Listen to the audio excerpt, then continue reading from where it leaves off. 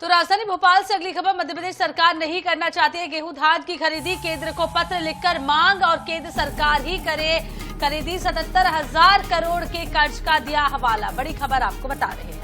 वाकई और ये किसानों के लिए भी चिंताजनक हो सकती है, क्योंकि सरकार ने साफ तौर पर खरीदी करने से मना कर दिया है। 77,000 करोड़ के कर्ज का हवाला देते हुए एमपी सरकार ने कहा है कि अब केंद्र सरकार ही इसकी खरीदी करे। केंद्र सरकार को बाकायदा इसके लिए पत्र लिख भी दिया गया है। मांग की गई है कि केंद्र सरकार ही गेहूं की जो है वो खरीदी करे।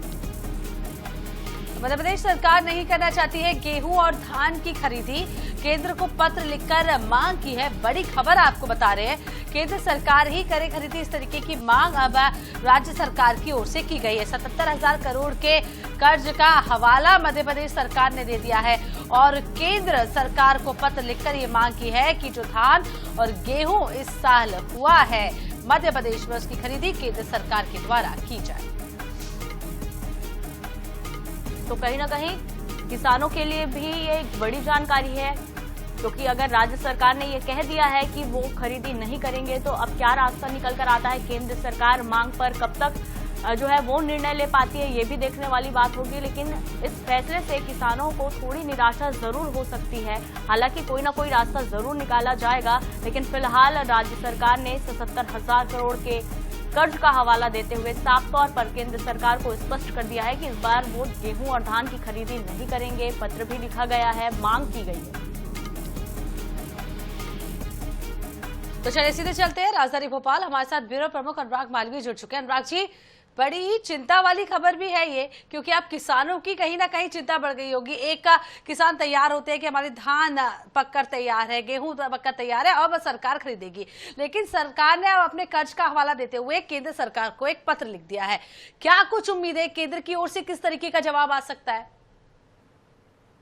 बिल्कुल, देखिए सबसे महत्वपूर्ण तो केंद्र के जवाब का इंतजार ही होगा। दो चीजें हालांकि हम बता दें ताकि किसानों में अफरा तफरी न मचे कि अगर केंद्र सरकार इनकार करती है तो राज्य सरकार प्रक्रिया को बंद नहीं करेगी। तो राज्य सरकार ने अपनी आर्थिक स्थिति में ये कहा है कि अगर केंद्र सरकार खरीदे तो ज्यादा बेहतर होगा और इसकी पूरी गुंजाइश है कि केंद्र इस मांग को मांग भी ले, क्योंकि केंद्र के पास ठीक ठाक स्टॉक करने की क्षमता है।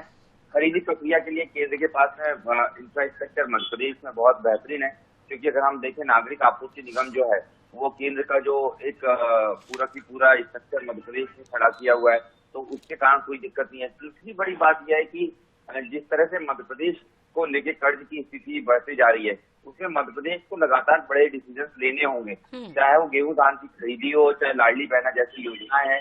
जो फ्रीबीज स्कीम्स है वो मध्य प्रदेश में कर्ज का सबसे बड़ा कारण है। हालांकि इससे ज्यादा बड़ा कारण लाडली बहना योजना को भी माना जा सकता है और यही कारण है कि हमने देखा था कि जब 250 रुपए देने की बात हुई थी तो उसमें भी कहीं ना कहीं थोड़ा डिले हुआ था। तो ये तमाम चीजें हैं जो कहीं ना एक बड़ा कारण बनती है। और अब सबसे महत्वपूर्ण ये होगा कि राज्य सरकार के मुख्यमंत्री के पत्र का केंद्र सरकार की तरफ से क्या जवाब आता है और इस जवाब के बाद ही तय हो पाएगा कि खरीदी केंद्र सरकार खरीदेगी या राज्य सरकार खरीदेगी। लेकिन फिलहाल राज्य सरकार ने इस मामले को लेकर बाकायदा एक बेहद गंभीर पत्र लिखा है और इस पत्र के बाद ही तस्वीर साफ हो पाएगी। लेकिन फिलहाल राज्य सरकार ने ये भी नहीं कहा है कि अगर केंद्र नहीं खरीदेगा तो राज्य भी नहीं खरीदेगा। इसलिए किसानों में एकदम अफरा तफरी की स्थिति नहीं होनी चाहिए। इंतजार इस बात का होना चाहिए कि केंद्र का जवाब क्या आता है। अनुराग जी, एक सवाल ये भी बनता है, विपक्ष लगातार कर्ज को लेकर चिंता जताता रहता है। अक्सर हमने देखा है कोई भी चीज ऐसी होती है कि कोई बड़ी चीज का उद्घाटन किया, शिलान्यास किया, कर्ज में है मध्य प्रदेश, विपक्ष इस मुद्दे को हमेशा उठाता आया है। इस पत्र को लेकर विपक्ष क्या कुछ कह सकता है? देखिए, बिल्कुल विपक्ष के अभी रिएक्शन का इसमें बहुत इंतजार होगा। निश्चित रूप से कहीं ना कहीं विपक्ष के लिए ये बहुत बड़ा मुद्दा होने वाला है, क्योंकि लगातार कर्ज को लेके मध्य प्रदेश में निशाना साधा गया है। तो ये भी कहा गया कि सिर्फ कमलनाथ सरकार के समय एक बार कोशिश हुई थी जब कर्ज चुकाने की कोशिश हुई, लेकिन उसके इतर अगर हम देखें तो तकरीबन हर साल राज्य सरकार लगातार बड़े कर्ज लेती आई है। कोई भी सरकार हो, चाहे वो शिवराज सिंह चौहान की सरकार हो या फिर वर्तमान सरकार हो, तमाम सरकारों में कर्ज लेने की प्रक्रिया लगातार जारी रही है। इससे उभरने की कोशिशें कम हुई हैं। तो विपक्ष को निश्चित रूप से एक बड़ा मौका मिला है और आज इसको लेके एक बड़े रिएक्शन सामने नजर आएंगे निश्चित रूप से। जी चलिए, तो फिलहाल जो भी फैसला होता है निगाहें टिकी हुई है फैसले पर। फिलहाल तमाम जानकारी के लिए बहुत धन्यवाद अनुराग जी।